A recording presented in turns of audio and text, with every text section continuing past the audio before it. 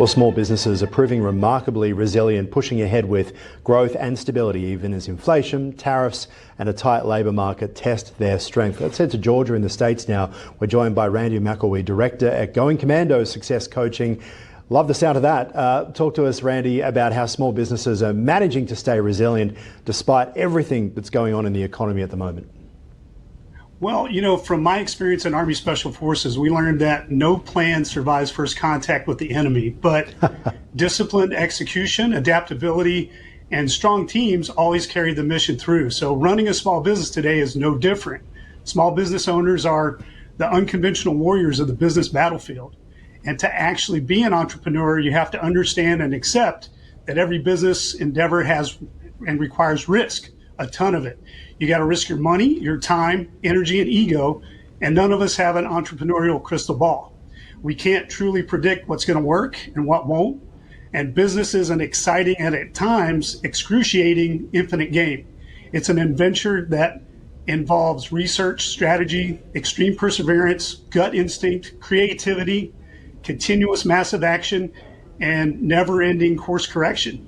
That's the spirit that drives most people to operate small businesses, and that's why they're proving resilient and succeeding in uncertain times. In combat, you don't get to pause when conditions shift.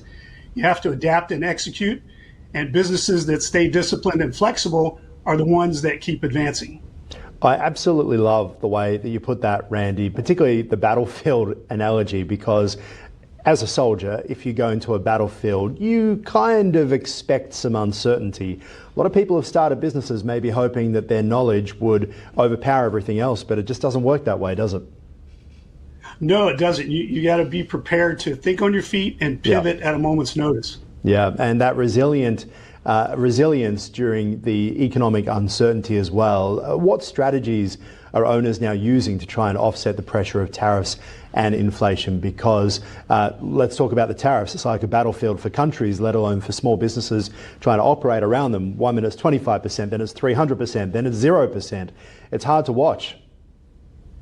Well, costs are definitely up. Margins are tighter, but strong leaders aren't panicking. They're adjusting their pricing, sourcing smarter, and finding efficient solutions. It's like operating in a denied area with a contested supply environment.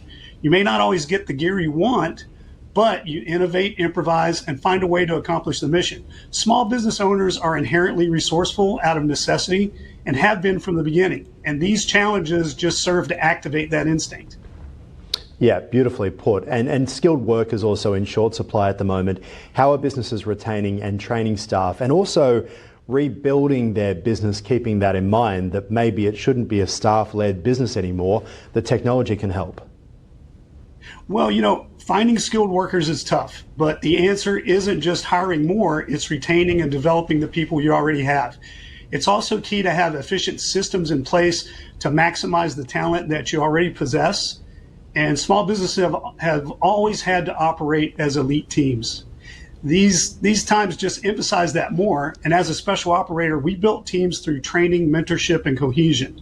The same applies in business. It's key to invest in your people, give them purpose, and they'll fight along with you, not just for a paycheck. As Theodore Roosevelt said, nobody cares how much you know until they know how much you care. Yes, and also how much is in the bank account at the end of the day too. But that was probably Donald Trump, not Theodore Roosevelt. The Old Testament talks about there's nothing new under the sun, Randy. Why are small business leaders staying optimistic despite these conditions? Is it because we all secretly know that there's no such thing as perfect conditions? Well, I think that's true. And small business operators today are optimistic but cautious. They're balancing growth with risk management. They're pressing forward, but with eyes scanning the horizon. And, that's advancing with reconnaissance. You move boldly toward the objective, but never blind to potential threats. Confidence is vital, but overconfidence can ambush you. In short, commando principles like resilience, adaptability, team development, and calculated risk management are the same qualities driving small businesses to navigate today's challenges successfully. Reminds me of that saying, to be able to see around corners. And when you're at the forefront of business and you become an expert in your field, you believe you can see around corners, but that's very different. And this goes to what you were saying about overconfidence, about believing you can see the future and making sure that you don't get too cocky, right? Well, I think the key is to, prepare everything in three forms of time, right? You have ahead of time, behind time, and on time. So initially, when you first start off as a business owner, you tend to be behind time because you haven't learned to anticipate the things that can and will go wrong. As you progress, you get more on time.